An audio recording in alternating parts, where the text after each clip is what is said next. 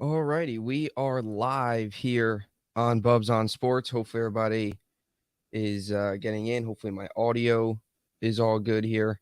Um, Thank you all for stopping by. Going to be talking Yankees today. Opening weekend is all wrapped up, all finished up with the Yankees getting wins over the Giants, sweeping or getting 2 out of 3 against the Giants, winning game 1 5-0, losing game 2 7-5, and then winning yesterday again with another shutout where Johnny Brito pitched really well, came in obviously, and they got the 6-0 win. So it was a really solid performance yesterday for the Yankees, a really solid performance all weekend. I think, there's obviously some things to take away from the games, and obviously, there's a lot of positives. Definitely some things that the Yankees you hope can continue to work on and continue to get better on.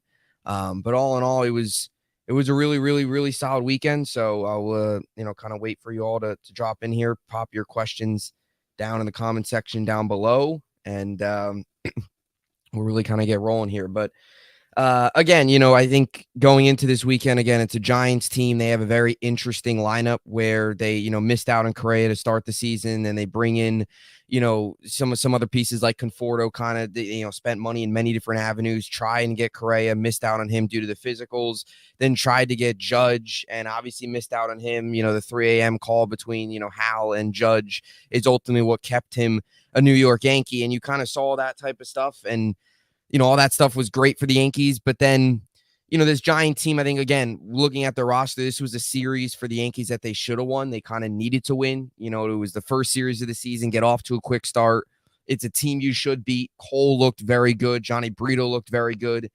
Schmidt was pitching okay up until, what was it, like the 4th, 5th inning where he just could not hit or they were hitting all off of him and he could not pitch. He got lit up. So, again, that's the main concern with this Yankee team is where's the pitching going to come from? What is this pitching staff right now with Rodon out, with Sevy out, and then obviously Montez will be out for a long time. Your big concern is the pitching staff. That's really it. The lineup looked very good. Judge had a great weekend, had a weekend as a captain. I mean, an excellent weekend to start out as a captain, obviously. I mean, he's a guy that, it's funny because you wonder how he's going to come out, how he's going to, handle the pressure. And he comes out, second pitch he sees, leaves the yard, first at bat as a Yankee captain. So that was really cool to see. And Volpe too, with an excellent weekend, living out a childhood dream of his, and he's been a big threat on the bases. You even saw yesterday where, the pitcher for the Giants, Volpe gets on, he can't throw a strike and he starts spiking balls into the dirt. Volpe, gets on, wild pitches, starts a little rally for the Yankees, gets some runs across. He's just a huge threat on the bases. How's it going, Georgia Bulldog Will? Yeah, great opening series for the Yankees. Really appreciate you watching, and thank you for the support. But yeah, it was an excellent opening series. As I've said, if you guys got any questions, drop them in the comments down below. Be here for about probably a half hour, 45 minutes, just talking Yankees, talking opening series, recapping it all, and kind of, yeah, just a successful opening series. As I said, it was, as you mentioned, good opening series for the Yankees, and you saw a lot of really good things. And now you get a series coming up here against the Phillies where they got crushed first 2 games against the Rangers, which was just crazy how good the Rangers offense was. I mean, they got absolutely hammered. And then last night they lose 2-1. Don't give up many runs, but they still lose. So today will be Nestor versus Taijuan Walker. For the Yankees tonight, Nestor will get his debut, 7:05 start at Yankee Stadium. 3 games against the Phillies, and they'll head to Baltimore for 3 games. And I believe there's the day off mixed in, I think, on Friday. Then they have a game afternoon, like 3:05 start on Thursday against the Orioles. And then they'll have a day off Friday, similar to how opening day works. Then they'll play Saturday, Sunday against the Orioles. And the Orioles, too, we saw what Adley Rutschman did in his first game this season, where he went 5 for 5, had a historic day for a catcher on opening day against the Red Sox. The Orioles would have won game 2 of that series if the left fielder never dropped the ball, and that started up a rally for the Red Sox. But yeah, it was a fun weekend all in all. And again, obviously it's early in the season. You have 159 games to go. So the Yankees played well.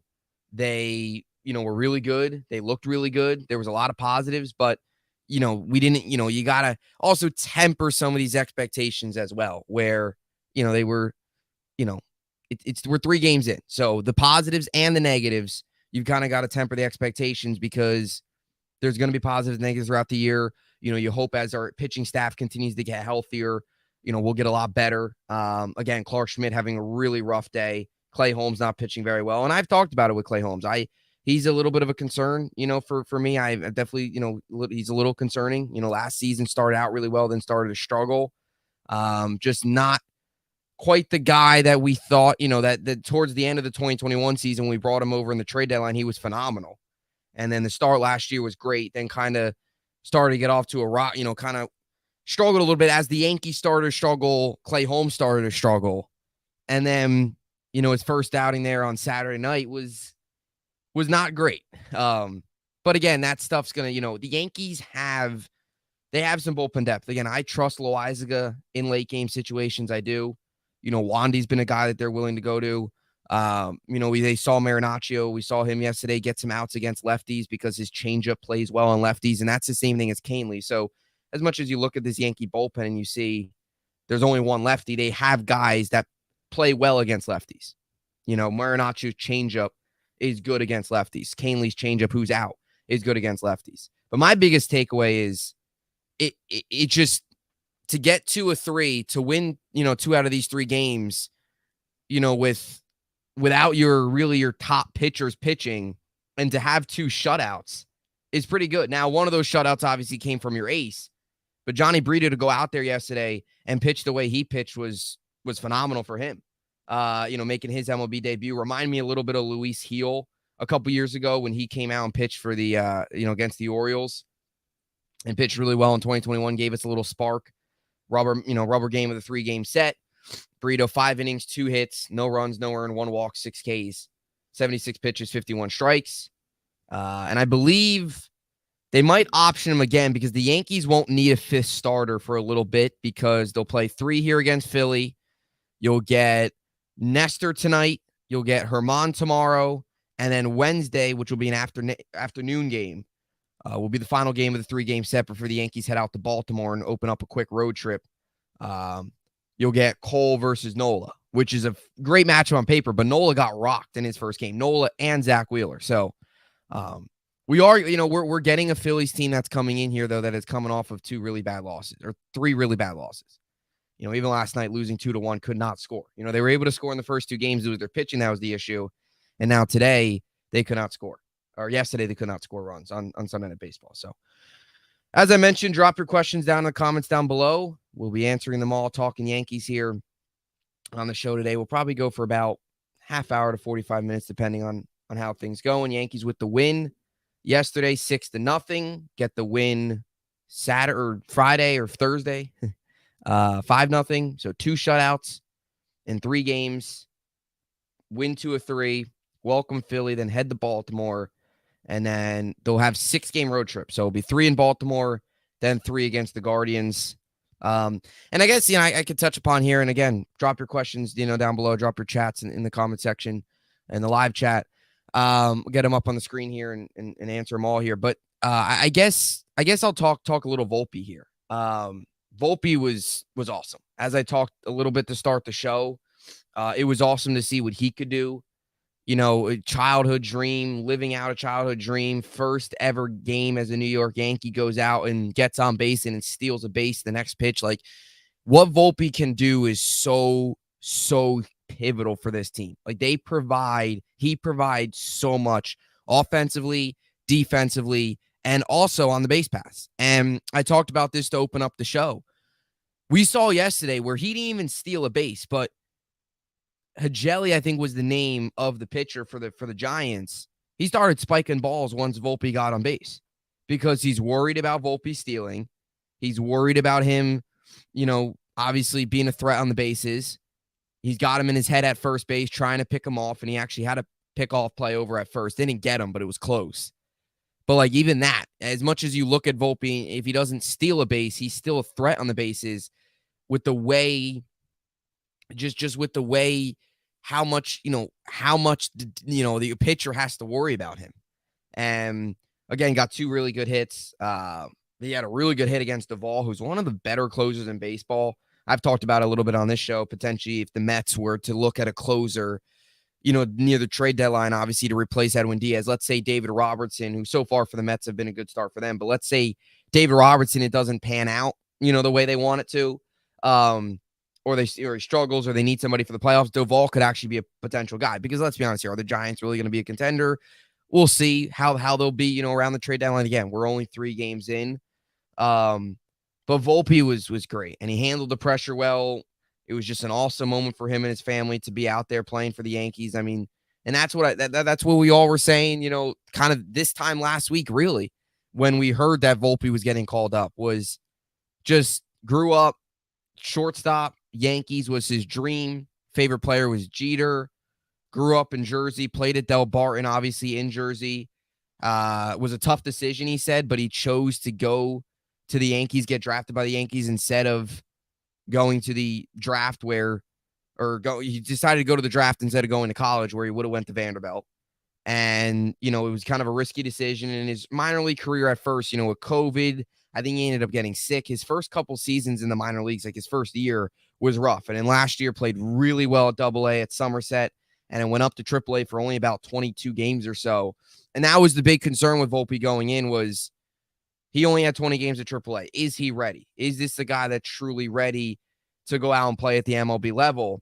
And you went into spring training, and he needed to have a huge spring training. And I've said this for a while now. I don't really think it's as much Oswald Peraza lost the job. I think it's more so Volpe won the job at shortstop in terms of how well he played. It wasn't like Peraza was just awful, and they're like, man, this guy's regressed. We got to bring Volpe up. Volpe was just that good. I mean, he was one of the better spring training hitters in all of baseball. That's how good Volpe was during the spring, and it's carried over so far in the first 3 games. And the base running, as I mentioned, has been just phenomenal. So it's really, he provides so much offensively and defensively, just does a lot. And again, he had that one play where the ball kind of spun over on him, went to his left, kind of slipped a little bit, made a tough play. And he went in, post game and said, I got to make that play. That's a play I got to make. 9 times out of 10, he makes that play. It's going to happen. He's still a whole lot better at shortstop than IKF. It's going to happen. Thank you for the support. How's it going? What do you think of the move of leaving Hicks sitting yesterday? Yeah, I like it. I mean, I don't like Hicks. I can't stand Hicks. I think, again, Oswaldo Cabrera has gotten off to a little bit of a slow start. His first 2 games, he went 1 for 8 with 4 strikeouts. And then obviously they pinched hit for Hicks in the second game of the series. Pinch hit brought Hicks in for Trevino in the second game. I think that might have been in the bottom of the 9th. I think that's when they had the rally and then Stan ground into double play. Stan's been great as well, and I'll touch on him here in a second. But yeah, look, I don't really know what Hicks's role is here. I just don't know why he's still on team, really. I've never been a big fan of Hicks, I will admit. The one thing I will say that, and I never liked Hicks, and I don't like Donaldson either. Now, Donaldson, I will tell you this. The one thing I will say about Donaldson is he's at least trying to make the adjustments. You could tell by his batting stance that he's trying. And he had a couple good at-bats today. Yesterday, he worked a really good 3-2 count, fouled a couple pitches off, looked at a couple pitches that were right off the plate that he probably would have swung at last year. Now, he still has had like 2 strikeouts where he's looked at pitches down the middle, but it's going to happen. That's what Donaldson is. Hicks doesn't even make the adjustments. And he just gives off this cocky vibe. Like, you even hear him talking. I think Brandon Cuddy did an interview with him. He's like, oh, I should be playing. I need to be playing. I'm out there. I deserve a spot. Like, what have you done as a Yankee to deserve playing time? What have you done? So I think, look, the move of sitting Hicks, I agree with it, because he can't play. He's just, you can't throw him out there, especially when the postseason comes around. If Oswaldo's hitting and what he brings just energy-wise, how many positions he could play.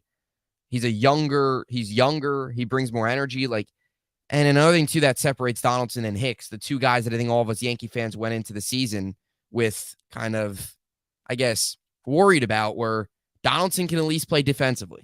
Hicks can't do that. We saw Hicks last year. We saw him in spring training. That one time where he did like a 360 spin because he dropped the ball, and then We saw it last year where he thinks the ball is foul and it's not, and he turns around, puts his head down. I don't like Hicks at all. I'm glad he's sitting. I think Boone said the other day though that he will probably get in the lineup this week. But let's be honest here. If Oswaldo's hitting, and once Bader comes back, put that in the equation too. Once Bader comes back and he's healthy, and if Oswaldo's hitting, you're gonna have Judge and right. You're gonna have Bader in center. You can play Stanton and right a little bit as well. We saw it this weekend.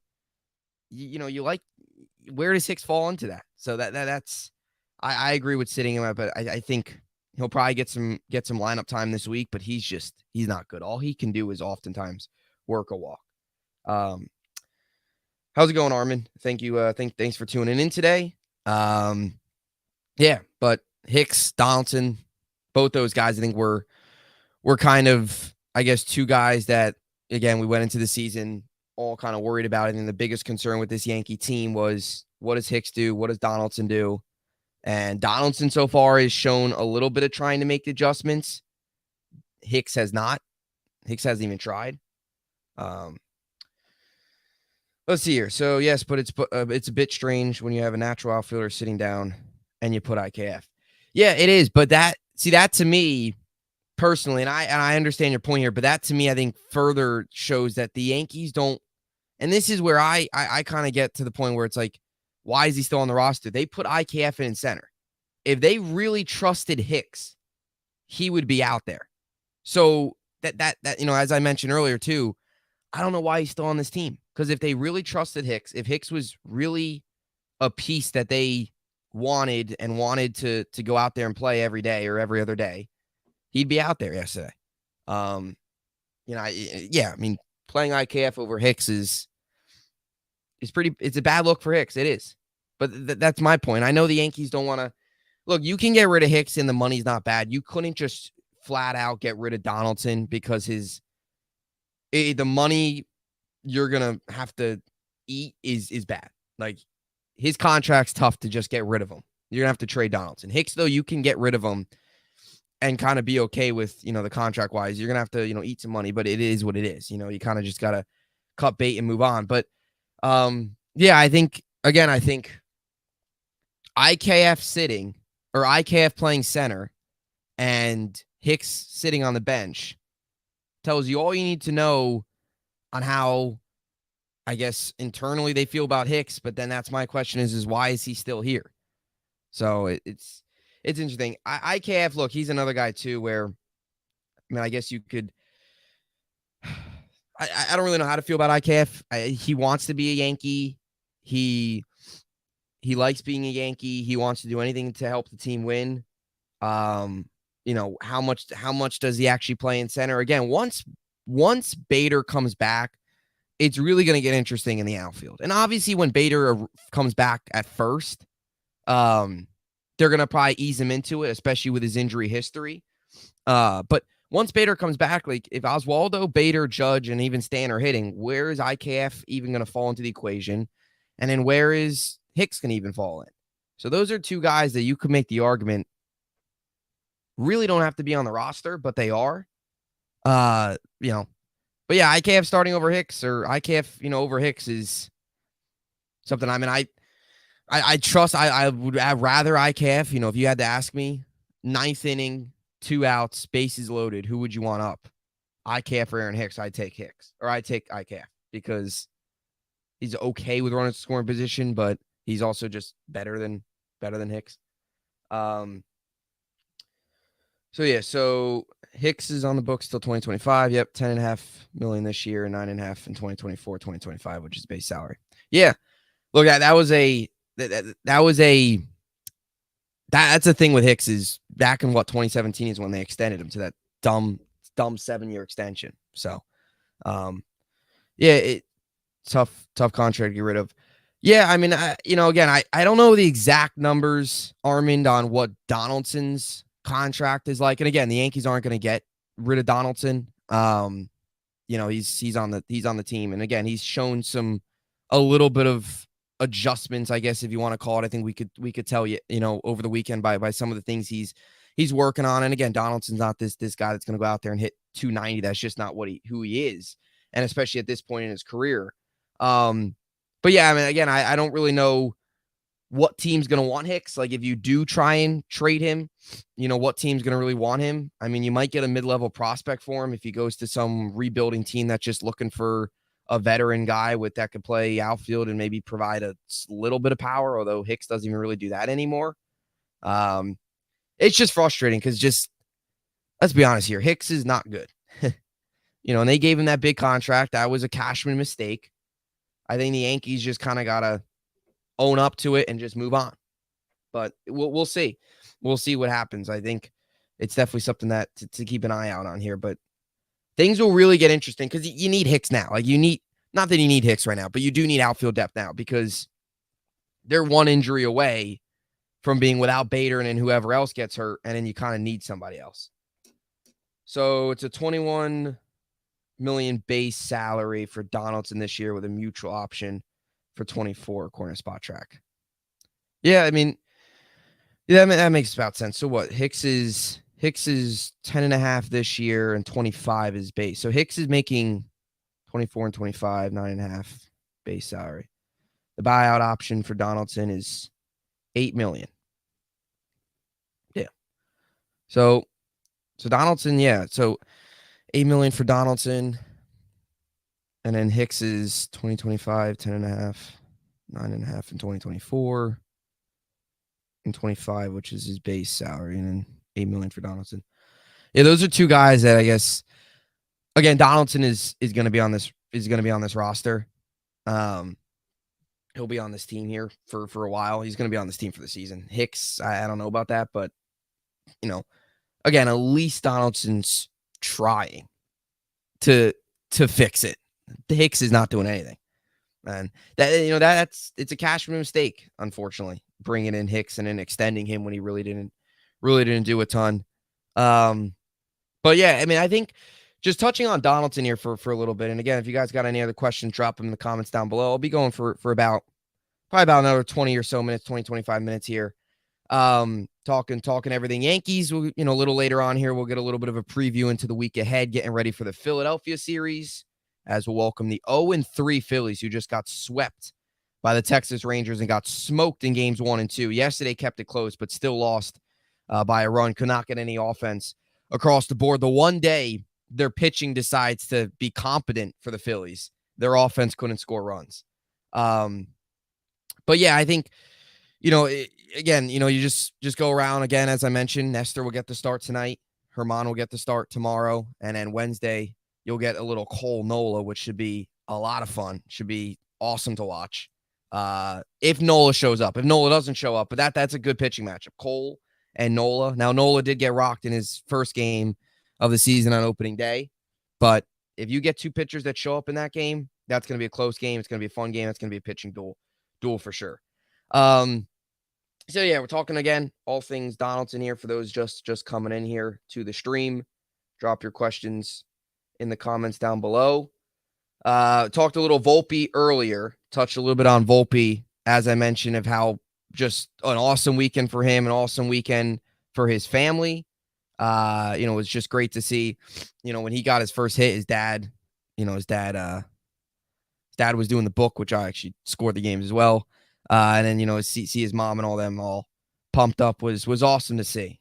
Just a Yankee living out a dream is really what he did. So would you swap a Hicks contract for a bad contract? Example, Mad Bum. He is making $23 million this year and $14 million base salary in 2023. So it's just a bad contract or specifically Bumgarner, or is Bumgarner kind of just a guy? I mean, it depends on what you're getting. I mean, Hicks is just so bad. He's just, I don't really know how much more we need to see of him to show that he is not a good player. So would swap Hicks contract for a bad contract. Again, it depends on what you're getting. I mean, Mad Bum, for example, let's say the Yankees would to bring in a guy like him. Mad Bum's not the same player once was. Again, a bad contract would probably be, again, a guy like that, a guy that's not quite the same player he once was, but is making a ton. I mean, if it's a bad contract and the guy's better than Hicks, sure, I would do it. But it depends on what the contract is, I guess, compared to where Hicks stands and what he gives to us as a team. But yeah, the whole Hicks thing is it's interesting. And it's almost like it's funny because every year, us as Yankee fans, every single season, we go into it, it's like, this is the year Hicks, like, this is probably like every offseason you go into and say, oh, yeah, Hicks is gone. This is it for Hicks. Like last year we did it, the year before we did it. And it's like every season he comes back. And then it's like, I'm sure this offseason, if he's still with the team past the trade deadline and all that stuff, this offseason will probably all say it. Oh, Hicks is going to be gone. And then next season will come. And I know we're talking 2024 right now, and the 2023 season just got started. But just giving you an example, like next season we'll be talking Hicks leaving and then he'll come back. Like Hicks is just the guy that just does not go away. He just doesn't. So it is interesting. I think, again, he'll probably get in the lineup this week. I think it, and then that's kind of, it's going to happen. It's inevitable. I mean, Hicks, he's going to play. They're not just going to ride the bench the entire season. But again, Oswaldo has got to hit. He had a good day yesterday, had 2 singles, which was good to see. He's got to hit though, because if Oswaldo's not hitting, that gives the Yankees a reason to play Hicks. Then they can go out and play him, and have no problem. How's it going, Vinny and the Jets? Thanks for stopping by. Yeah, injuries hurting already. Yeah, I mean the starting staff. I talked about that a little earlier. It's tough. It's I guess it's it's rough, but you feel at least somewhat okay that some of these guys like Rodon could make his way back soon. I know Sevy right now is in a throwing program, but Sevy, let's just be honest here with Sevy, you don't know what to expect from him because he's a guy that has had such a bad injury history that even when he comes back, can you really trust him to stay healthy for the rest of the season? He's doing a throwing program right now, but how long is that even going to take? Because Sevy throughout his career has always been kind of he's always had longer IL stints. Like they'll put him on the IL, say something about, he'll be back in 2 weeks. And then it's like a month and he hasn't even started throwing. So I don't know when Sevy will be back. It stinks because it's happening we went into the year and we felt like this rotation is the strong part of our team. And now you look at it and you say, man, it's Garrett Cole and Nestor who's going to have to carry us here through the first part of the season until Rodon comes back. Because Schmidt didn't look good. Johnny Brito's good, but they're optioning him. He'll probably be back up. He'll probably make a couple more starts here and there. And then, Herman's okay, but let's be honest here. Herman's not this great player. When you looked at the rotation 2 months ago and you saw Cole, Rodon as your 1-2 punch, that's unbelievable. I mean, that's one of the best 1-2 punches in all baseball. And then you have Nestor, you have Sevy, and Montez, who was pitching hurt last year. And I think all of us Yankee fans felt you get him with a healthy season. He pitches very well against the Astros. You can get a solid season for Montez. And he's now done for the year too. And even when Montez comes back, he's not going to play much of a role because let's say he comes back August. What is he going to do? Pitch for a month and then they're going to throw him in the bullpen for the postseason. So Montez's time as the Yankees pretty much over if he even comes back this year. And when he does, again, it's not going to be much of a role because he's not going to be in the 4-man rotation for the postseason. It'll probably be, if healthy, it's going to be Cole, Rodon, Sevy, Nestor, and then Montez will be thrown into the bullpen kind of, I guess, like Tyone was. Well, Tyone started last year, like game 1 against Houston. Last postseason was rough. All right, we got another comment here. I remember that the Yankees sent Chad Green to AAA because he had a bad month. Why don't they do the same with Hicks and stop releasing Florial? Yeah, you make a point. Again, Florial got DFA'd to make room for Colton Brewer that they picked up from the Rays, and then they got him for cash considerations or exchange, something like that. It was a small trade. Boone talked about it before opening day. Just as another arm, he actually came in yesterday and pitched pretty well. Came in the late innings, did what he needed to do, closed out the game for the Yankees. So yeah, I think, I mean, they could, I don't think that, not Florial, he's going to get a long look somewhere else. I think, again, with him being DFA'd, he got small, I don't really know how to compare Florial to like another Yankee that came through here where he got Like, he got a little bit of playing time here and there, but not like extended playing time at all. And he's one of those Yankee prospects that you'll kind of look back on and you'll see what he can do elsewhere. Kind of where he's at, where he's at elsewhere. If he makes any noise with another team, a smaller market team, maybe that gets more playing time on a rebuilding team. But Florial's time as a Yankee was complicated because he would always hit well in AAA. You'd bring him up to the MLB and he'd play 3-4 games and then they'd send them back down. And it's like, is that really fair enough sample size? And then, he doesn't hit, then they send them back down and then they bring him up. He was kind of a guy just up and down. So Florial will get a better look elsewhere. And I don't even think, Hicks probably doesn't have options. Hicks doesn't have options. So they probably won't even be able to send him down. Chad Green, it's funny. Chad Green, I think now is a Blue Jay. I think now he is. I could check here. I think he signed with the division rival this past offseason. Yep, with the Blue Jays. Chad Green was a solid arm for us. He hasn't pitched yet this year. He has yet to pitch. He's yet to get into a game with the Blue Jays. But it was a 2-year, $8.5 million deal for Chad Green this past offseason. So, yeah, Florial is just an odd Yankee tenure. Up and down. Never really lived up to the AAA success that he had, I guess, if you want to put that way. Not that we put expectations on Florial as the next great thing in the outfield, but he would hit 290, 300 in AAA, then he'd get called up. He'd get 3 games, and then they'd send him back down. I remember they would call him up they call him up in doubleheaders, I would remember, to be that extra guy because the teams are allowed to bring in an extra guy for a doubleheader. They'll play him in game 2. He'll get 3 at-bats, and they'll send him back down. Same thing with Miguel Andujar. Yeah, man, I feel bad. Andujar now is, with Pittsburgh getting a better look there. Andujar, see, the thing with Andujar is Miguel Andujar never really, he had that great rookie season where he was, I think he finished, second in AL Rookie of the Year voting or something like that. Or I think he finished, second in AL Rookie of the Year voting his first year. And then his next season, I remember he got off to that really slow start. Only played 12 games, got off to a really slow start, had the injury. I believe it was the back injury, missed all of 2019, other than 12 games. Only played 21 games in the shortened 2020 season. And that's kind of when Gio came around. They brought in Urshela, which was, again, I criticized Cashman a lot. I criticized him a ton. But that was a golden find for Cashman bringing in Gio Urshela. And then, of course, he traded him for Josh Donaldson and Ben Rortvedt, who I'm still convinced that guy does not exist because he gets hurt every year. He's hurt again. So he'll probably never even see the big leagues. But yeah, and then they brought in, had Gio Urshela. But I think Andujar, the thing with a little bit different with Andujar is he got an opportunity. He played really well his rookie season, finished second in the AL Rookie of the Year voting, and then got hurt and never really got that same chance. Threw him in the outfield a little bit in left, obviously at third, but Gio Urshela he was a no-name, bounced around different teams, different minor league teams. They pick him up off the side of the street, and Gio Urshela, not only was he phenomenal defensively, which the Yankees kind of knew bringing him in that he was good defensively, but he could never hit, and that's why he never got up to the MLB level much.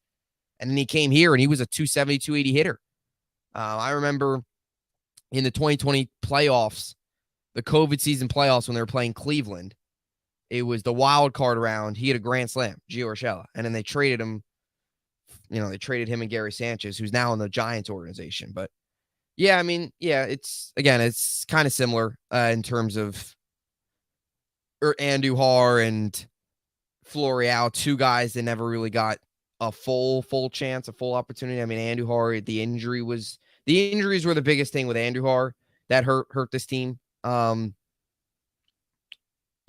hurt his career here, I think. And then now he's with Pittsburgh. I think he's in the organization. I don't even think he's on the MLB roster right now. I could be wrong, but yeah.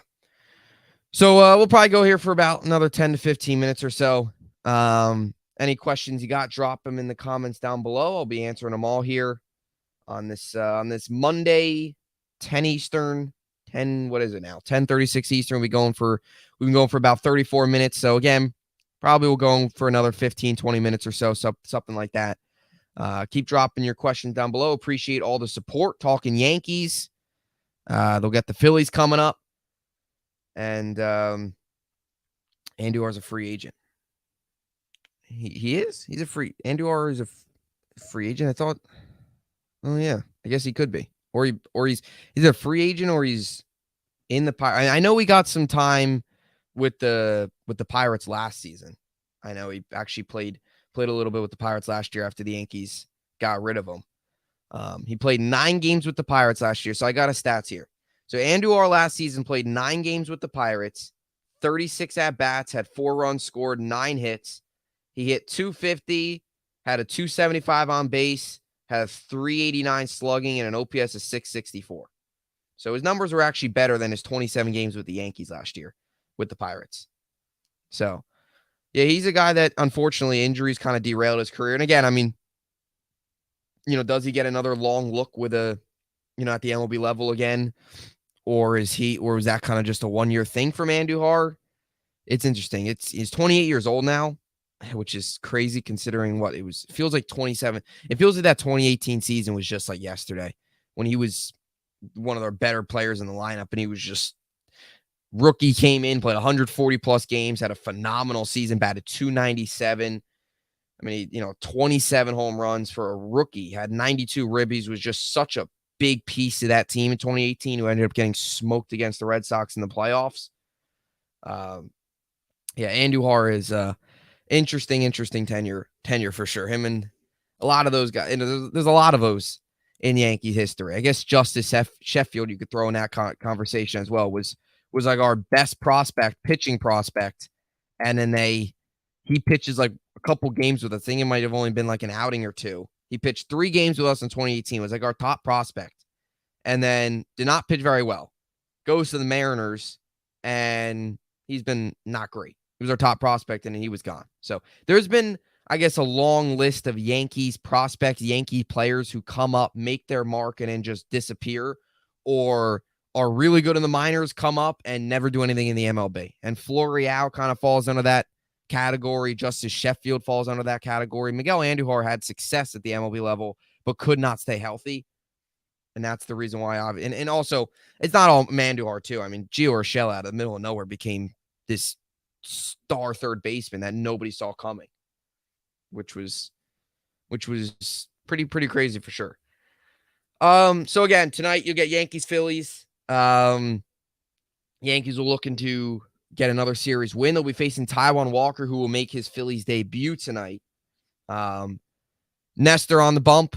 This is a big year for Nestor. Last season, 2021, had a really good year. Kind of surprised a lot of people. Then last year was phenomenal. Made an all-star game. Him and Trevino being mic'd up at the all-star game was awesome. I think everybody in the MLB loved it. And now 2023 season, his 3rd year straight with the Yankees. Obviously, he played in 2019 with the Yankees and then spent 2020 with the Mariners, spent some time prior to that with the Orioles.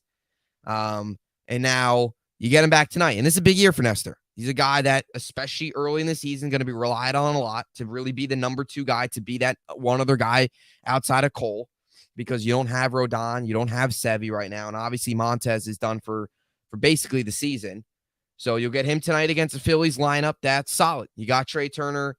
I don't know how much, I don't know if they'll give any days off to any guys because it's a night game.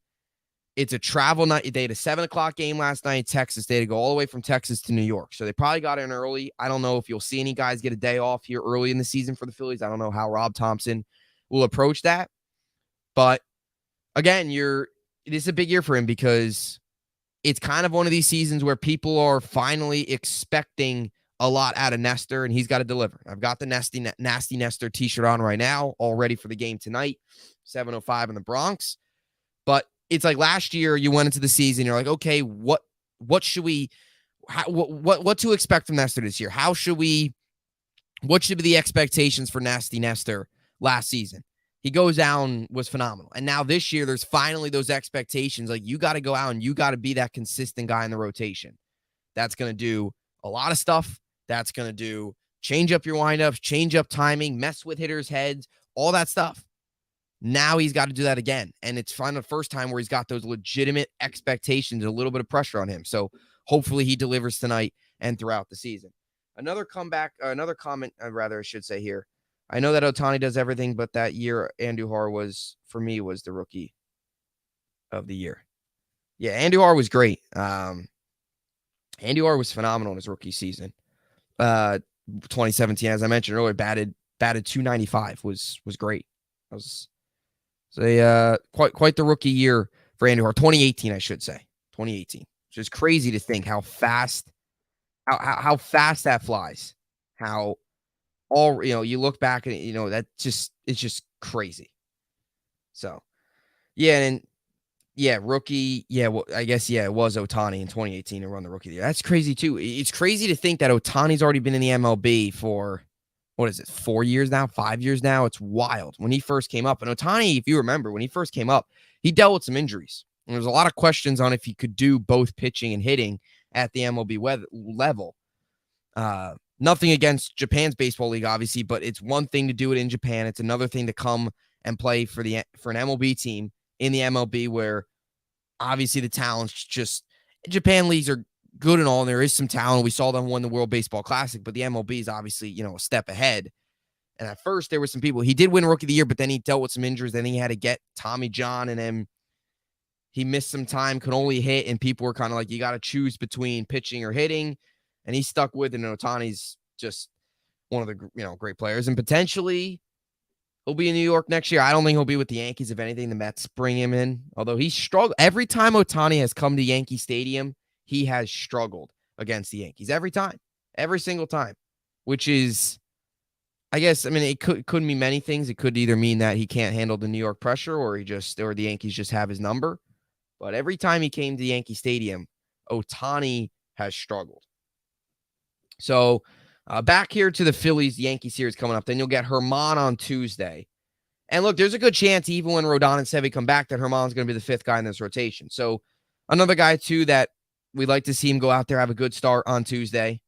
Last season, pitched 14 games, had an ERA below 4, 3.61. Another guy where it was promising, showed a lot of positives, and then again, he had the off-the-field issues with Herman, and then he has not really been that, I guess, he's kind of been all over. He's been a little bit in the bullpen role, could start games, but this season he's going to get a long look at the number 5 starter. So we'll get a look at him tomorrow for his season debut against the Phillies, and as I mentioned, Wednesday, it'll be Cole versus Nola.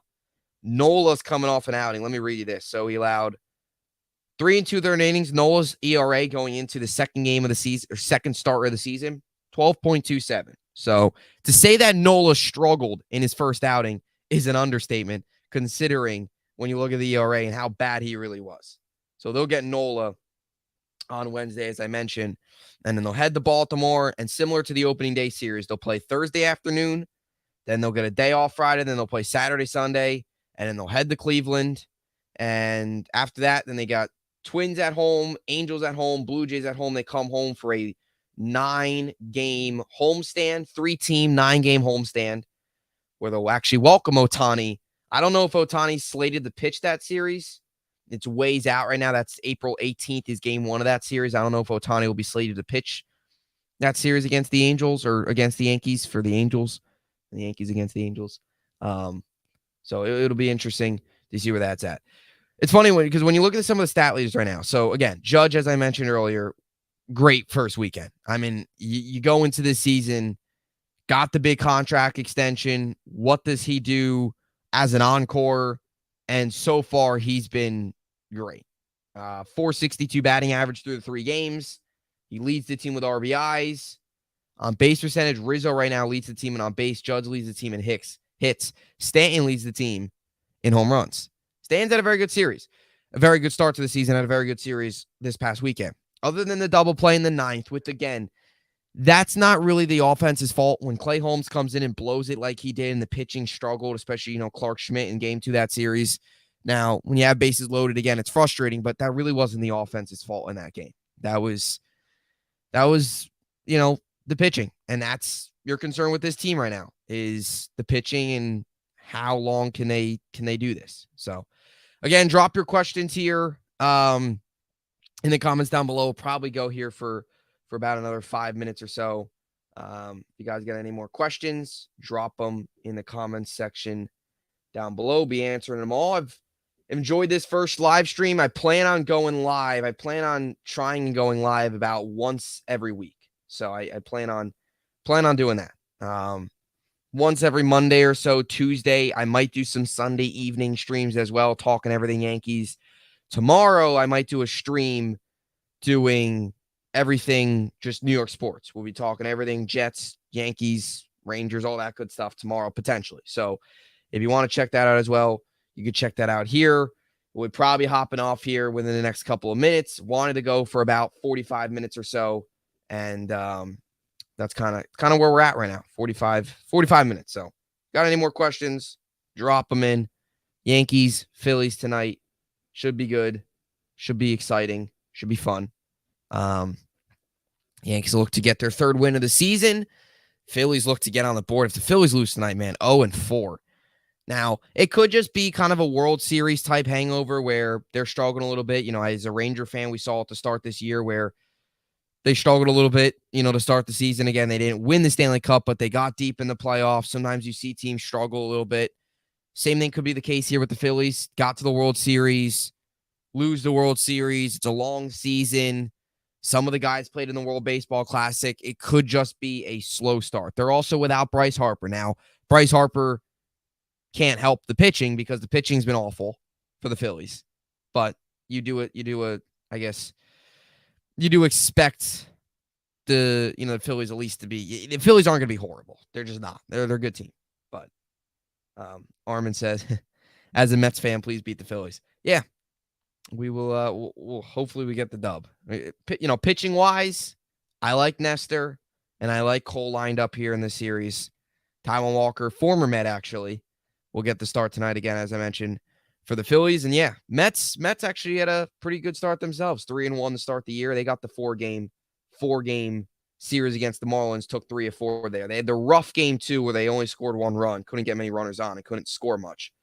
But, yeah, the NL East is going to be good, really good. I mean, it's going to be that division's a force. You have the Mets, you got the Braves, and you have the Phillies. And I know, and again, the Marlins aren't going to win it all. They're not going to win the division. They're not the greatest team ever. And I know the Mets beat them 3 of 4, but the Marlins are not that same Marlins team. They're going to be competitive.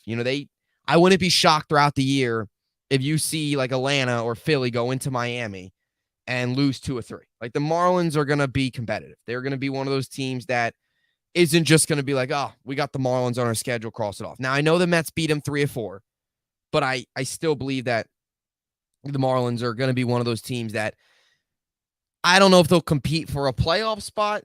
They might be playing. The Marlins have potential to maybe be like last year's Orioles team, where they shock a lot of people, miss the playoffs, but play meaningful games. And then next year, they really kind of step it up, make some moves, and, really, really take a big step forward like the Orioles are going to do this season. I expect them to do that anyway. In my opinion, the Marlins have good pitching. Yeah, they do. I mean, Sandy Alcantara at the top of that rotation, NL Cy Young winner. Kind of an old school type pitcher. He's a guy that can go out there and give you 7-8 innings. Not many guys these days can do that every start. Alcantara can.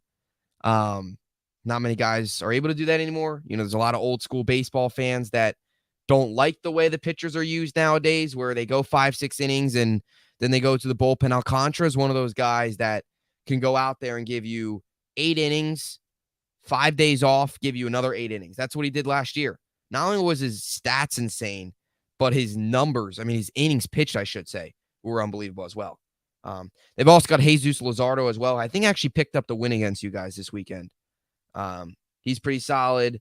They've got some guys. Trevor Rogers did not pitch very well yesterday, but he's the guy too. He had a good rookie season, and then he struggled last year.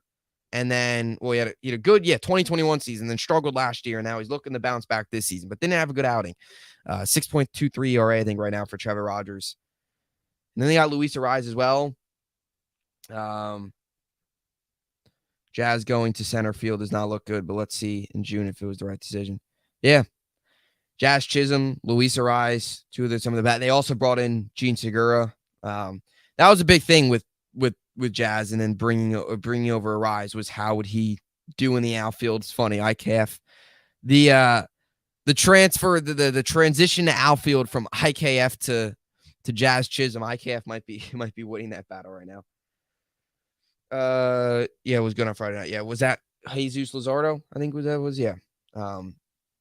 He's all piece. He's actually a guy that I thought the Yankees. I didn't think the Yankees were going to make a push at him, but he's a guy that I brought up in my Bubbs Talking Baseball podcast that I do on Apple Podcasts. He's a guy that I brought up as potentially being a piece that if the Yankees were to trade for a guy, they would to bring a guy like Jesus Luzardo in.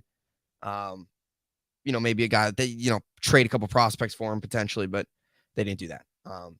But yeah, the Marlins are good. That division, again, the Nationals are a rebuilding team. They're improved from last year. I think, they'll probably, the Marlins are better, so they'll probably finish in last. But, next year, there's a really good chance the NL East has 4 teams truly like fighting for the playoffs, where again, you'll have your 3 teams, Braves, Phillies, Mets, obviously. And the Braves are going to be good forever because they have all of these players are locked up for a very long time. I mean, they got Austin Riley's locked up until like 2028. Acuna locked up. Olsen's all locked up. They got guys like Spencer Strider, all those guys. They're going to be there for a long time. So the Braves are going to be good for very long. The Phillies, again, they got Trey Turner. He's locked up for a while. You have Bryce Harper as well if he could stay healthy, which obviously he's missing the first part of this season with the elbow injury. But yeah, the NL East, and then again, next year, with these guys continuing to get better for the Marlins, they make some more moves, potentially bringing in some pieces. The Marlins next season, again, I look at them this year potentially being the Orioles team where they finish above 500, maybe just miss the playoffs. But there's a good chance that next year they'll be in. And I think the Orioles this year, as crazy as it sounds, the Orioles, it would be a down year for them if they didn't make another strong push to the playoff. They would be regressing. So teams got to continue to get better. So the Cardinals have to regret trading Sandy to the Marlins. Sandy and Zach Gallen went to the Marlins for Ozuna, and then the Marlins traded Gallen to the D-backs for Jazz. Yeah, Zach Gallen is another guy too. He's phenomenal on the Diamondbacks. One of the better pitchers in the league. I think later this week he faces Zach Gallen versus somebody. I forget exactly who it is. It's a really good pitching matchup later this week with the Diamondbacks. I want to say it might be Zach Gallen versus Julio Urias of the Dodgers, because I know they play the Dodgers again later this week. But it's a really good pitching matchup. Zach Gallen is a really, really solid pitcher for the Diamondbacks. Diamondbacks just got done with a series against, I believe it was, the Dodgers, where they actually took 2-3, which is, they got Ketel Marte. They've got Jake McCarthy, I think, in the outfit as well, one of their younger guys. Obviously, they have Gallen. They've got some pieces. The Diamondbacks are still, rebuilding from the days of Paul Goldschmidt a couple years ago where they had a couple of those playoff teams. But, yeah, it's funny because Sandy Alcantara and Zach Gallen, I'd probably take Alcantara. So what? It was Sandy and Zach Gallen went to the Marlins for Ozuna, and then the Marlins traded Gallen to the D-backs for Jazz. Yeah. Ozuna, Marcell Ozuna is now on the Braves, and he's had some off-the-field stuff, Ozuna, I remember last season, but he's a power hitter for the Braves. Guy that, gives them some pop in the lineup. Not that the Braves need that because they've got pop. I think Ozuna actually had a home run this past weekend. But yeah, it's funny when you look back at trades in any sport, you look back at trades and you'll see what, each team got. Some are, win-win trades. Some teams are, some trades are so lopsided. And I always go back to in the NBA, the Mavericks and the Hawks traded. It was Trae Young, Luka. And I was like, well, that was a win-win for both teams. Hawks got Trae Young, Mavericks got Luka. Not bad. Not bad for either side. One of those win-win trades. And then you see some trades that are absolutely lopsided. And there's some trades like the Yankees Twins where you bring in Donaldson, you get rid of Gary Sanchez and Gio Urshela, you bring in IKF and Ben Rortvet. Rortvet's not healthy. He's always hurt. IKF, is barely plays. I mean, he played center yesterday, but he's not really much of a starter anymore. And then you look at the the Twins side of it, the Twins, Gio Urshela is not on the Twins anymore. I think he's on the Angels now. Gary Sanchez is even in the MLBs in the minors with the Giants. They just picked them up. And then for the Yankees, they're still stuck with Donaldson and IKF, but it's one of those trades where you kind of look back on it and you just say, it wasn't really a win-win for either team. It wasn't so much a lose-lose. It was just kind of a trade that would just go down as a weird one. It happened at a weird time. But yeah, the Zach Gallen is good, and Sandy Alcantara is good as well. A lot of good pitching in the MLB. And there was also some. I mean, Cole. I'm not trying to be biased, but Cole had one of the better outings for an ace this weekend. 6 strong innings, setting a Yankee opening day record for strikeouts. So the trade was pitchers Gallen, Sandy, Daniel Castano, and outfielder Sierra and Ozuna. Interesting. So Sandy and Gallen, outfielders. Yeah. Ozuna, I think now is primarily, I guess he's more of a, I mean, I know he obviously DH with the Marlins there, or not DH'd, played outfield with the Marlins. And he spent some time with the Cardinals, and now obviously he's with the Braves. I think he's primarily a DH now with the Braves. More of that kind of just power type hitter for Ozuna. But yeah, there's Sandy Alcantara is just, I keep going back to this, and I might be sounding like I'm running in circles right now, but he is just what he does every 5 days to just go out there last season and just absolutely just dominate. Like 8 innings. It was unbelievable what he did last year. So I'm going to pull his up. I'm actually going to pull up Alcantara's game log. Like last year, look at this. 7 innings, 9 innings, 8 innings, 8 innings, 9 innings, 9 innings, 8 innings, 7 innings, 8 innings. Just day in and day out. He threw 228.2 thirds innings last year, which was by far the most in his career, 32 starts. Unbelievable. So Gallen pitches tomorrow against the Padres against Yu Darvish. Yes. That's the pitching matchup. That's a good one. Tomorrow, Diamondbacks, Padres, Gallen, Darvish. A good one. And the Padres actually lost the first 2 games against the Rockies. And as a baseball fan, I'm sitting there and I'm like, how do they go 0-2 against the Rockies, who owner literally said to start the year that he'll be okay if they play 500 baseball? The expectation is so low in Colorado, and the Padres have really built a super team. But Musgrove's going to miss time. Obviously, Tatis is suspended due to the PED stuff. But once they get those pieces back, the Padres are a force in not only the National League, but they're the favorite probably. And Bogarts had a good weekend. I actually got him in fantasy. So Ozuna was a left fielder for the Marlins. Yep. Ozuna, Marlins had, it's crazy what the Marlins did in terms of tearing their roster apart. Because they had Yelich as well. They had Real Muto, who's obviously now at the Phillies. The Marlins really just tore apart their roster. And I think that's why Jeter left, because he wasn't fully happy with the way they were doing things. But Ozuna gone, Yelich gone, Real Muto gone. They got rid of a lot of really, really good pieces. Now, Real Muto was good. I think he's better with the Phillies than he was with the Marlins. I think he got to 1 All-Star game with the Marlins. But I think Real Muto has really kind of made a name for himself now with the Phillies. He's a three-time All-Star, 2 of those with the Phillies. 2019, he's won 2 Gold Gloves, 2-time OBL first team, 3-time Silver Slugger. Is like Real Muto from his last year with the Marlins, 2018, to now is really when he started to kind of take off. And I wanted the Yankees to go out and get Real Muto, but he wanted to be in Philly. The Yankees would have had to give him like a crazy, crazy contract in order for him to come here. And I was kind of okay with them passing up on him because he's a guy that didn't really want to be here. So I'm okay with passing up on a guy that didn't really want to be here. I thought Yelich was a better fit for the Yanks because of being a left-handed hitter. Yeah, his bat fits Yankee Stadium. Yeah, you make a point. Yelich is, I remember him and Bellinger that one year had that crazy race for the National League MVP, and they actually made a commercial on them hitting home runs at obviously with the Brewers, and Yelich ended up winning the MVP in 2018. But Yelich he was really good. He's not quite the same player he once was.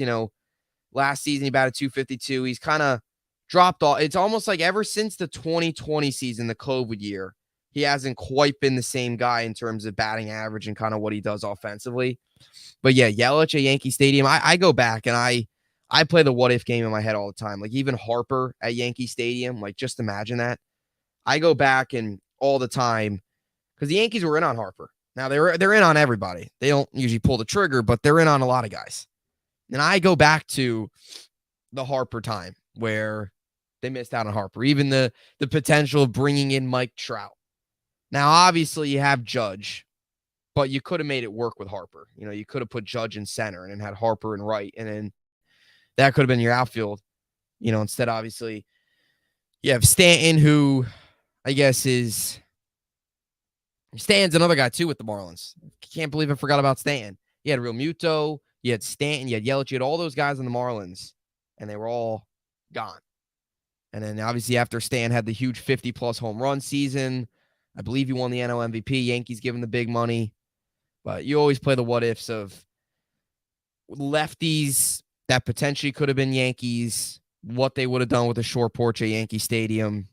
It would have been, like if Harper came to the Yankees, that would have been unbelievable. Would have been crazy. But, I mean, look, can't play the what-if game. We're right now, we're coming off of a series win, good series win. Not going to sit here and dwell on what could have happened for the Yankees because don't want to, Harper, that's so far away. Yeah, the idea of Yelich coming here, though, is actually kind of interesting for sure. So Yelich is on the books for the Brewers till 2028 with a base salary. He's 31 years old now. Yeah, he's getting up there. I mean, he's not crazy old, but he's not quite the guy he once was. Like you just look at the numbers, he's just not. He's just not. Like last season. Now, you like again, OPS is a big deal nowadays in terms of what, how people judge players. And if you look at Yelich's OPS, every year of his career has had an OPS over 700. So he's always been an above average hitter. Even now, he's always been an above average hitter. He's not quite the 2018 Christian Yelich where he hit 36 home runs and an OPS over 1,000. And in 2019, where he hit 44 home runs, had an OPS over 1,000. But he still is a guy that's going to give you an OPS over 700. He's a high on base guy. 250, he might only hit 250, 260 now, but he's going to have a 360 on base, and he's going to have an OPS of about 730, 740. So that's what Yelich gives you. That was a long contract that they gave him in Milwaukee. And it started out really well with the first two seasons where he hit 36 home runs and 44 home runs. And since then, his power numbers have not been the same. The short in 2020 season, he hit 12. Then 2021 hit 9. And last year, he hit 14 in 154 games. So the power numbers with Yelich dropped. They did. It's not like he's bad anymore, but he's not like he's a bad player, but he's not the 2018, 2019 Christian Yelich, which was one of the better players in baseball at the time. So base salary of $26 million, 31 years old with the Brewers. Probably will wrap things up here within the next couple of minutes. If you guys got any more questions, Armin, appreciate you hanging out. Really appreciate the support. Been a lot of fun talking baseball, talking Yankees. As I mentioned earlier, I plan on doing these live streams about, once a week. I plan on doing them. Kind of a add-on to my Bubbs Talking Baseball podcast that I do over the weekend. I plan on doing these as well. And I also plan on tomorrow potentially hanging out here again, except talking everything New York sports. You want to talk a little Jets, you want to talk a little Yankees, talk a little Rangers, talk a little hockey, basketball, Nets, Knicks, eyeing up the playoffs, Islanders right in the heart of the playoff race in the NHL. Rangers are in now. It's just about who they play, if they're home or away. Most likely will probably be the Devils. But the Rangers picked up a nice win as well yesterday. So it's a 7-year, $188.5 million deal for Yelich. It's a big deal. Again, the beginning part of the year looks great. The deal looks great. But now is Yelich what he's doing? Is it really worth 7 years, $188 million right now? Probably not. But it's debatable. But I mean, the Brewers are a good team. They've got a good team. You know, they got good pitching. Corbin Burns is phenomenal. You know, one of the better pitchers in baseball. I think MLB Network's actually their pitcher rankings. They actually ranked Corbin Burns as the best pitcher in the MLB. So they've got some pieces. They obviously barely missed the playoffs last year. The Phillies barely beat out the Brewers. Then they obviously, you know, Phillies have a magical run, go all the way, and then lose, barely lose, but they lose. So I'm just happy the Mets released Ruff. Yeah, that's Ruff. I feel like Ruff is the Mets version of Hicks. A little bit like that. He's a guy that now it's a little different because they brought him in at the trade deadline, and Hicks has been with the Yankees so much longer than Ruff. Ruff obviously was with the Mets at the end of last year, obviously after the trade deadline, and then didn't even play this season, got released before the season even started. But Ruff was almost like that guy where the fan base hated him, rightfully so, was not any good. And now he's gone. Mets fans get their wish. Yankee fans are still hoping that Hicks gets released one of these days. But yeah, it's funny because watching the Yankees-Giants game, J.D. Davis was in that trade, and now he's with the Giants. And I could probably look at my scorebook to see exactly what he did this weekend in terms of offensively. But yeah, J.D. Davis is funny. I was watching with the Giants, and it's like, looking back on it, Giants probably won that trade. Now, it's not like J.D. Davis is this great player, but Darren Ruff was bad. And it's funny because it just shows you how the media, how sometimes when coaches talk to the media, they're lying to you, because Darren Ruff was struggling in spring training. And then you hear that Buck Showalter says, oh, nobody's talking about him hitting 600 on the side fields, meaning like with live ABs and stuff. He's not hitting well in games, but he's hitting well on the side fields. And then like 3 days later, they release him. Ruff was horrible last season. And it's funny because he had a good 2021 campaign and a good 2020 campaign with the Giants, where he hit in the 270s, had an OPS in the 9 and the 8s. Really good. And then last year, he goes to the Mets and bats 152. Was horrific and had a really bad spring. So I understand I know how that feels, where like Mets fans probably feel great right now. Not only are you 3-1, and Yankee fans feel great as well, but a guy that nobody liked. No fans liked him. Everybody wanted him gone. To see him go was probably pretty good. He played 28 games with the Mets. Looking at his stats, it was horrible. And then the Mets still need that. You still feel like the Mets need that kind of other big DH bat in their lineup. And obviously over the past couple of seasons, they've tried to figure it out at the deadline with Javier Baez, which never worked. That was a mess. And Baez now is not anywhere close to the player he once was. I mean, not even close. It was horrible. He was horrible with the Mets. Well, I shouldn't say Baez wasn't horrible with the Mets. He's horrible now with the Tigers. He's good. His numbers actually weren't bad with the Mets, but the whole rat versus raccoon incident, if he ever got along with McNeil, it wasn't good. But some of the swings that Baez takes now, he swings at pitches that are like in the dirt, not even close to home plate, and he's just swinging. And so far, he's not off to a good start. He's 1 for 10 with 3 strikeouts and a walk so far this season for Baez. It's going to be a long year if you're a Tigers fan. The Mets play at 2:10 against the Brewers today. Cookie versus Freddie Peralta. Yeah. Carrasco's a solid pitcher for you guys. He's kind of an innings eater. A little inconsistent. He's a guy that can go out there and give you 5-6 strong innings, one start, and then the next start he'll go out and throw 4 innings and get absolutely rocked. But that's the thing. I think that the Mets are saving the DH spot for Ohtani. Yeah, the Mets are going to make a strong push. As long as Steve Cohen's owner, whoever the big name is in free agency, I mean, look, again, the third base spot. Some Mets fans are frustrated, rightfully so, with the way that played out and the way they optioned Vientos and Beatty, obviously. But third base, and I thought they were going to make a push at Machado, and obviously they brought him back, but he got an extension out with the Padres, but they made a push at Correa. Every year they're going to make a strong push. They brought in Lindor. They made a push last year for Correa. It wasn't, or this past offseason for Correa, it wasn't their fault. It's Correa's, his health or his physicals, whatever you want to call them, were not good, and that's why he didn't go to the Giants, didn't go to the Mets. He ended up back, obviously, with the Twins. But yeah, the Mets, as long as Steve Cohen has a lot of money, which it's going to be a while, as long as he's the owner of the Mets every year are going to be in the conversation to win a championship. and they're going to be in the conversation for every big free agent. Not every, but the big free agent. Like Ohtani, yeah.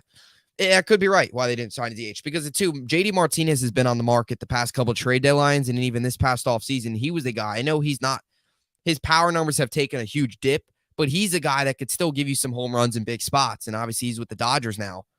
But I do think the Mets are going to make a really strong push towards Ohtani. I do believe that. We'll see. I mean, who knows? I mean, the Dodgers too could make a strong push at Ohtani as well. Who knows? I could see the Mets.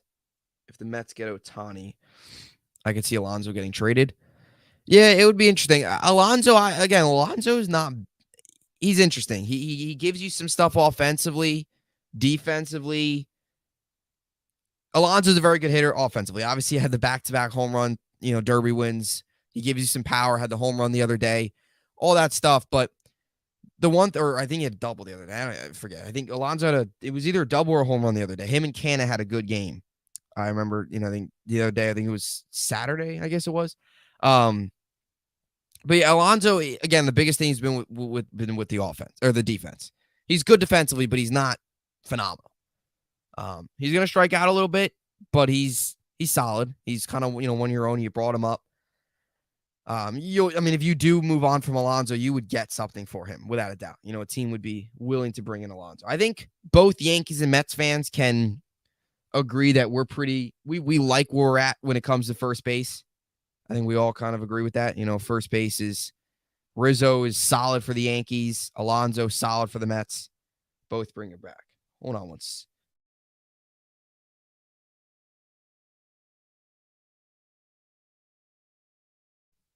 All right, we're back. I just had the internet or my thing just closed out of my tab, so I'm back now. It'll go for about a couple more minutes. Guys, got any more questions here? But yeah, Alonso it's definitely an interesting conversation to have. But yeah, Mets are gonna make a strong push for Ohtani without a doubt. No doubt about that. They're gonna make a push. Whether that ends up in getting Ohtani or not, they're gonna do everything to bring him in. So yeah, what the Mets, as you mentioned, Armin, are playing today. Brewers, good series there. It's funny because the Mets, it's interesting as their schedule plays out. Diamondbacks have this as well. They'll play the Padres today and they'll welcome the Dodgers to town. Mets and the Diamondbacks just played the Dodgers. Mets will play the Brewers 3 games here. Monday, Tuesday, Wednesday, and then they'll play the Marlins at home. Welcome the Marlins into town. I think this is back-to-back years for the Mets where they haven't had a home opening day. Because last year I know they didn't, and they welcomed. I think the Diamondbacks. They had their Diamondbacks as their home opener, and last year they didn't start the year. I think at home. I think because then they had the Tom Seaver statue unveiling last year. I think, did the Mets open up last year against the Cardinals? I want to say, was it maybe against the Cardinals? They might have opened up last year. I forget exactly when. It was a new era with Buck and all them. So, but yeah, a lot of baseball on tonight. Exciting times to be a baseball fan. You got baseball tonight. All day today, really, starting at 2 o'clock with the Mets. 3 o'clock, you'll get Giants, White Sox. As I mentioned, later on, you'll get Yankees, Phillies. Cardinals, Braves. That's a good series here early in the season. You get Dodgers, Rockies, Dodgers. Rockies coming off of a series where I think if you're a Rockies fan, you're pleasantly surprised. You won the first 2 games against the Padres. You lost the next 2. You split the series. But I think you're pleasantly surprised with at least the fact that you were able to come away with a series split. I think a lot of Rockies fans thought they were either getting swept or losing 3 or 4.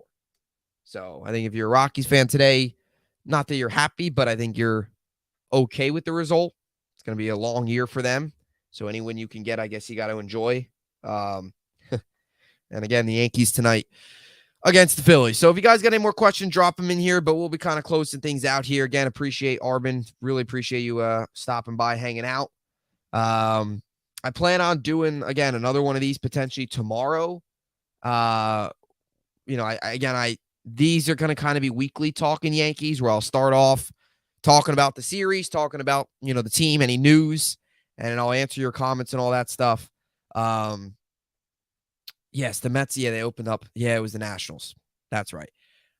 That was the series that was, so it wasn't the Cardinals. I was wrong.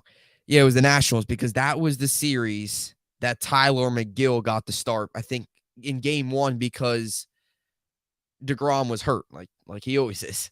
And then I think that was also the series. I think Alonso had a grand slam that series too. So yeah, I forgot they opened. It wasn't the Cardinals. I don't know what I was thinking.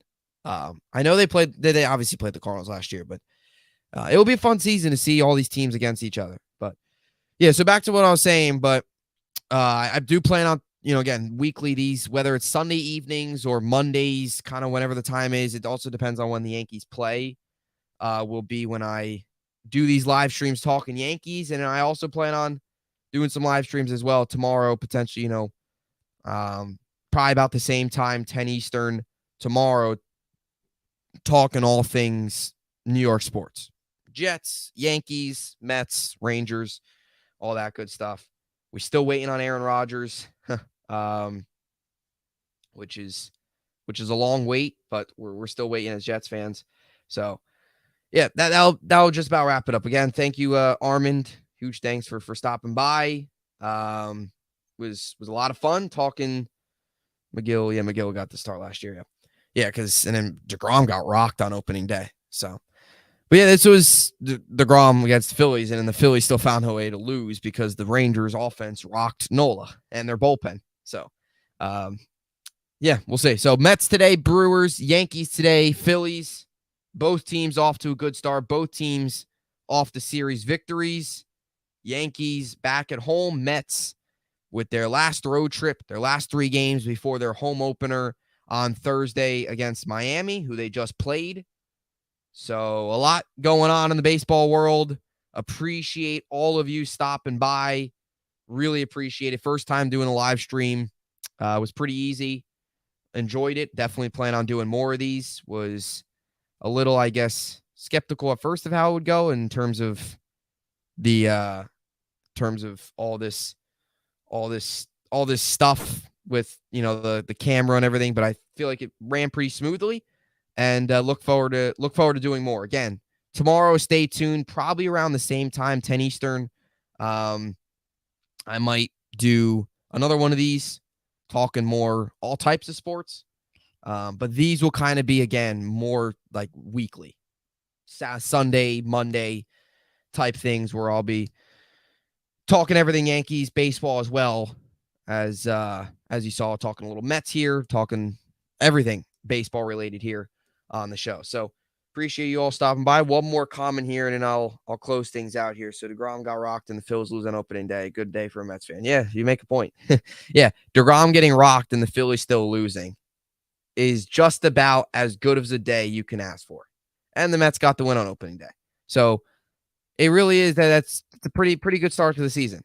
DeGrom getting rocked, you'd assume Phillies would win, but the Phillies pitching could not hold up either, which is funny because the Phillies had the same problems last year with their pitching. It was their bullpen specifically because they have Nola, they brought in Taijuan Walker, but their bullpen last season was horrible. I mean, just horrible.